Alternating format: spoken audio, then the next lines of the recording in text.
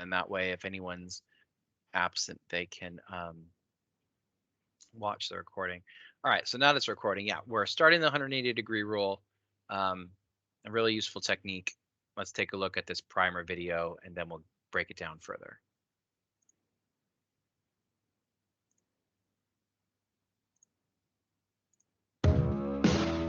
Have you ever finished a video project only to find that your edit is just off? No, fuck you! The cuts don't flow together? The edit is disorienting? Chances are you may have broken one of the oldest rules in production, the 180-degree rule. The 180-degree rule refers to an imaginary straight line you draw between two subjects in a scene. Basically, you want to keep all of your camera setups on the same side of that line. Otherwise, you've crossed the line. In this video, we're going to show you examples of how to follow the 180-degree rule, how to break it, and how to bend it. Before we get started, make sure to subscribe and don't forget to click the bell to get looped in on future videos. There you go. By following the 180-degree rule, you establish orientation and screen direction. This is a scene from Heat. I do what I do best. I take scores. You do what you do best, trying to stop guys like me. The 180-degree line runs across the table through Pacino to De Niro. Look at their eyes. Pacino looks camera right. De Niro looks camera left. You do this so that the viewer can attain a sense of orientation during the scene. It looks like they're looking at each other. That's an interesting point. But what happens when you have more than two people in the scene?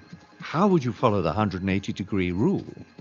It helps to think of it like a stage play. Just keep your camera in the seats, and you'll be okay. Wow. But what happens if you break the line? If following the rule achieves tranquility, breaking the rule achieves chaos. In this scene from 25th Hour, Ed Norton's character is surprised by a DEA inspection. We've got a warrant to search your apartment. This situation is chaotic, and Spike Lee visualizes it by breaking the 180-degree rule. See how Ed Norton is looking camera left, and the detective is also looking camera left. Here is a scene from Paper Moon. The line is established as the waitress walks away. When we cut to our first single, Tatum O'Neal looks camera left. Ryan O'Neal looks camera right. I'll get you some relish. When Ryan O'Neal reaches across the table, we cut across the line. We are now on the other side of the line. In doing so, the director gradually changes the tone and power relationship. I want my money. You took my $200. Will you quiet down? You hear? I want my $200. Hold on. Now you understand how to follow the rule. You know how to break the rule. Now let's show you how to bend it. So how do you bend the 180-degree rule? One way to do this is through a neutral shot. This is when you cut away to a shot that will reset the line. Here you can see Goebbels' eye line is headed from left to right. When we switch behind Shoshana, this is a shot directly on top of the line. His eye line has switched right to left. Another clever way to bend the rule is with camera movement. In this scene from Heat, De Niro's being caught off guard by an attractive woman. What are you reading? Is she an undercover cop? Maybe FBI? Or even an assassin? Lady, why are you so interested in what I read or what I do? But once he's convinced she's a bookstore employee, we see that transformation play out visually. I didn't mean to be rude. I didn't recognize you. The camera crosses the line. My name's Neil. We have moved from the backs of our characters to the front, away from danger and suspicion to a place of openness. keep in mind, the 180-degree rule is like any other rule in the world. It's there to protect you. But breaking it safely can give you some unique results. Now, you understand the 180-degree rule, how to follow it, how to break it, and everything in between. Use Studio Binder's shot list feature. Okie dokie. So let's take a look here at this little setup and talk about the 180-degree rule here. Let's see, make sure that's locked. Yep, there we go. So let's go video. So here are my two characters, and if we look down at them from the top, right, I've got kind of my horizontal line, my line that runs between the two characters, and that is my 180-degree rule line. So basically, again, the rule says that as long as I keep my camera on this side of the line, anywhere in here, everything is good. And one way that it helps to think about this is if you think about, the Joker as character A and Batman as character B, I always want to keep character A on the left side of the screen looking to the right. And I always want to keep my other character on the opposite side, the right side of the screen, looking left. And as long as I don't cross the line, that'll happen. So here in kind of my master shot, my two shot of the scene, maybe I'd start the scene here. And then I could go into an over the shoulder of Batman to Joker, right? Joker is still on the left side of the screen looking to the right, and Batman is still on the right side of the screen looking left. If I swing arc over here, right, the same thing still applies. I still have Joker on the left looking right. I still have Batman on the right looking left. And then even if I go into kind of a close-up of Batman, he's still on the right looking left. And if I come to the other side, right, we kind of do it like the Coens, shooting in between the two conversation, right? Focus on that Joker camera. Come on, you can do it.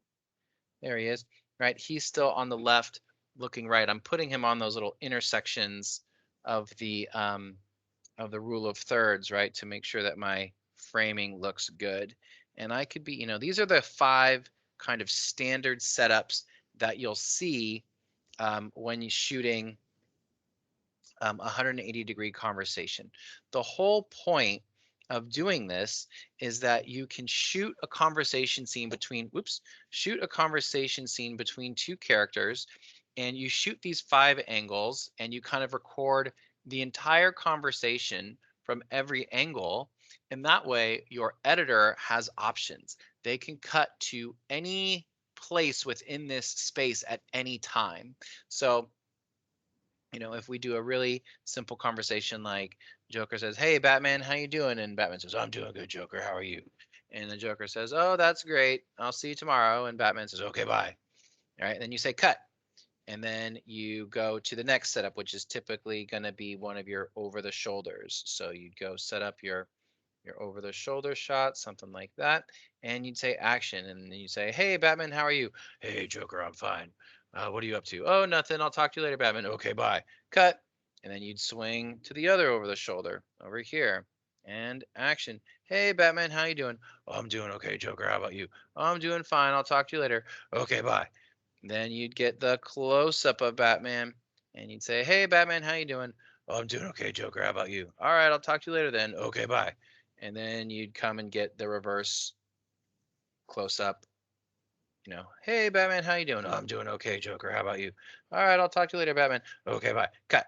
Right? So I basically recorded the entire sequence from every angle. And that way I can then, when I'm editing, decide, okay, when they say the line, "Hey, Batman, how are you doing?" When Joker says that line, I have it here, I have it here, I have it here, and then I even have it from behind him. If he says the line, I could be looking at Batman's reaction to the Joker saying, "Hey, how are you doing?" Or I could be looking at the close-up of Batman from Joker saying, "Hey, how are you doing?" So I have that line of dialogue from every angle, and that makes it really, really easy for me to then, make decisions in post of where I want to be. I don't have to plan it out ahead of time. because, and things might go wrong on the day of the shoot. So I've seen people in the past, they're saying, okay, we're going to shoot just one line of dialogue from here, and then we're going to shoot the second line of dialogue from here, and then we're going to shoot the third line of dialogue from here, and you're only shooting one line of dialogue at a time, and you have to do all this planning and all this setup. But then if something goes wrong, you're really in deep trouble. So if you shoot every line of dialogue from every angle, it makes life so much easier. So let's take a look. Hey, there's a Father's Day card. Let's take a look here at Premiere. And me and Violet shot a scene. And I did not do super great job with my slates. Typically, what you're going to do is the 2 shot is going to be the first one you shoot, and that would be 1A. So this is all scene 1, and then you use your letters to denote the angles. Typically, you start off with the 2 shot. It's the master shot, right? It's the first one. So this would be, I should have done this as A. Your over the shoulder is B, and then the close up would be C, and then the other over the shoulder would be D, and then her close up would be E. But I don't know, my brain went crazy. It doesn't really matter that much, but that's the convention that you would see. So if we listen to our little conversation here. By rolling, this is shot 1C, take 1. Action. So Vad, I hear your birthday's coming up. Yep. Do you know what you want for your birthday? Yep. I want to do fun because I don't want to disappoint my new TikTok fans. All right, so that's our conversation. So now in this case, I'm going to go real simple, stupid, and I am going to start my conversation here in the 2 shot. So I'm going to show my line from here. Action. So Vad, I hear your birthday's coming up. Right, and right there we go. Put that on the timeline. And now for Violet's line of yep, let's go to her over the shoulder view. Right there. And action. So Vad, look at me. So Vad, your birthday is coming up. Yep. There we go. So we got her yep. Then we'll go to my over the shoulder for asking her about what she wants for her birthday. So do you know what you want for your birthday? Yep. And then we'll go to her close up for her saying she wants a phone. Yep. I want a new phone because I don't want to disappoint my new TikTok fans. There we go. And I've got a scene. So Vad, I hear your birthday's coming up. Yep. So do you know what you want for your birthday? Yep. I want a new phone because I don't want to disappoint my new TikTok fans. But you know what? Maybe I decide I don't want to go in the close up for the final line. I could delete that and just go to a different angle. I could go back to the 2 shot for it. I want a new phone because I don't want to disappoint my new TikTok fans. So I could put that at the end. Know what you want for your birthday? I want a new phone because I don't want to disappoint my new TikTok fans. So I have options, right? I could even edit this a totally different way. I could, instead of starting with the 2 shot, I could start with, me. Action. So Vad, I hear your birthday's coming up. Right, and then I could go to the close up of Violet for her first reply. Action. So Vad, I hear your birthday's coming up. But she says, which is nice. Sometimes your actors will give you a different way to go. And then I'll go to the 2 shot for me asking what she wants for her birthday. Do you know what you want? Do you know what you want for your birthday? And then we'll go to, did we use her over the shoulder yet? Nope, we'll go to her over the shoulder for her saying she wants a new phone. Let's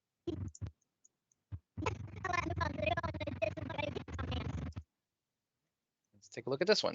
So Vad, I hear your birthday's coming up. Do you know what you want for your birthday? Yes. I want a new phone because I don't want to disappoint my new TikTok fans. There we go. So, right, because I have every line of dialogue from every position, it's really easy for me to kind of move around within this scene.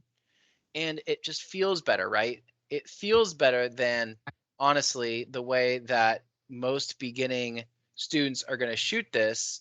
And the way that most beginning students are going to shoot this is they're going to do this. They're just going to set the camera down and get one like this. So, Vod, I hear your birthday's coming up. Yep. Do you know what you want for your birthday? Yep. I want a new phone because I don't want to disappoint my new TikTok fan. Right? They're just going to sit there at one angle for the whole thing. But that has a very, I mean, and you know, not to say it's wrong, but that's a very quiet feel. That's a very, you know, low pace, low energy.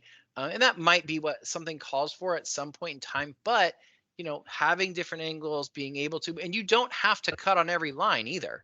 You know, I could just do something like, maybe I do 2 lines from one angle. Your birthday's coming up. Yes. Do you know what you want for your birthday? Yes. You know, I could do 2 lines from one angle or something like that. And it just gives you options. Options are the #1 thing that you want to give yourself. And it's such a better feeling to know that, like, okay, I can go anywhere at any time in this scene. You know, maybe a line, maybe a car drives by when she's over the shoulder for one line. Okay, well, then I'll go to the close-up, and maybe the close-up will have that line a little cleaner. Or maybe, you know what, and the other trick you don't even have to do is, let's find my over the shoulder here. My new TikTok. Yep. I want a new phone. So let's go to my over the shoulder when she replies. So you don't even have to look at the person who's speaking. You might want to see the reaction of the person who's listening. So in this case, you want for your birthday? Yep. I want a new phone because I don't want to disappoint my new TikTok fan. Right. I'm speaking her lines with her, which is really bad acting, but I kind of give a little bit of a startled reaction when she says she wants a new phone for her TikTok fans, right? So sometimes the reaction of a character might be worth looking at instead of always looking at the person who's speaking. So don't get locked into that trap either. And so what I want you guys to do, and actually I'll do this on the phone in a second and show you guys a kind of a trick that I think might save us a little bit of time, is if we look at this, when you write a script, right, and you've got, you know, a big block of dialogue like this here, you know, and when you go to storyboard it out, it would take so long to draw them in the over the shoulder, then draw them in the 2-shot, and then draw the close up. And those are such simple setups that you don't need to waste time doing that, right? We're getting to the point where hopefully we don't need to draw every single setup.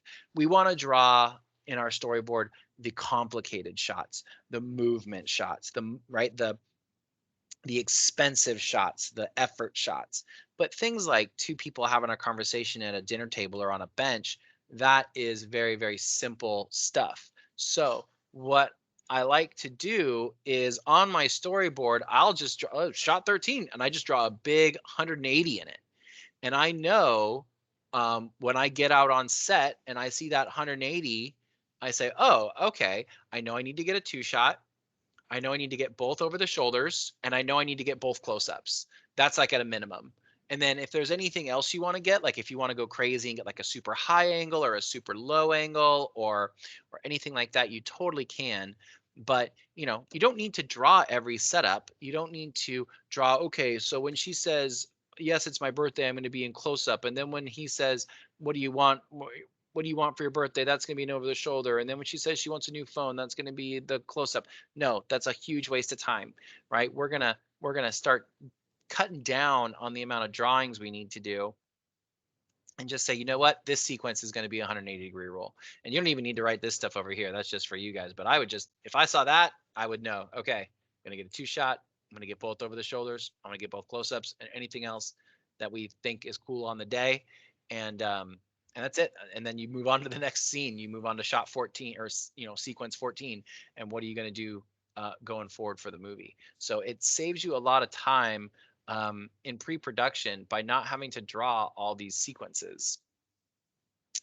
Let's see here. Let's go like this. I want to do rush and show you guys kind of the process in rush. We need to rotate this back That? Yeah. Here, I'll shrink this down so it fits. There we go. Let me delete this old stuff here. And actually what I want to do, if I'm smart, because this is actually still a split screen project file. I never closed it. I still have this, but so let's get a new project going here. And we'll add, call this 180. And we'll grab the 2-shot first. Again, that's why it's really handy to have your slates in the first shot, in the first frame, because you can really clearly see which shot is which. And if you were smarter than me, the 2-shot would be labeled 1A, because 2 shots usually, that's why they call it the master. It's kind of easy to see where everyone is in relation to another. Anyway, the thing that I thought would be easier, because I was kind of getting annoyed with trying to slide the edges of this. So if we go forward and we look at the dialogue. Do you know what you want for your birthday? I can tell that these spikes right here is my line of dialogue. So Vad, I hear your birthday's coming up. So what I'll do is, I was thinking it's probably actually easier to just edit using the scissors the whole time. So I know that this moment right here is where I want the scene to end. So I'm just going to click, scissor that, click, scissor at the front, and delete everything other than what I have clipped out of the middle. So now I'm just left with. So Vad, I hear your birthday's coming up. There we go. And then let's go grab. Let's grab her. Let's grab her close up for her first. Yep. I heard you have a birthday coming up. Right here. Cut. Cut. Delete what's not what I want. And it'll play nice. It's coming up. Mhm. There we go. Got it. And then we'll go to my over the shoulder for me asking her what she wants for her birthday. And I think that's this line right here. So do you know what you want for your birthday? There it is. Cut. So Vad, I hear. Right here. Cut. And delete you. And delete you. And then make sure it's good. So do you know what you want for your birthday? There we go. And we'll go with Violet's over the shoulder for the final line of dialogue in this one. I think it's right here. So Vad, your birthday is coming. I want a new Cut there. TikTok fans. There we go. Cut there. Delete that. Delete you. And we should have a scene. So Vad, I hear your birthday's coming up. Mhm. So do you know what you want for your birthday? I want a new phone because I don't want to disappoint my new TikTok fans. There we go.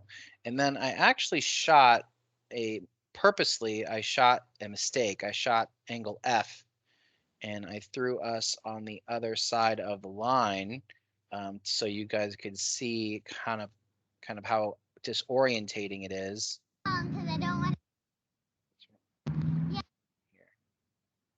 So we'll have her final line be on the other side of the line. We'll delete that one, and you can see, because I'm always on the left and Violet's always on the right in every scene here, and then the last shot it's gonna flip flop. So Vad, I hear your birthday's coming up.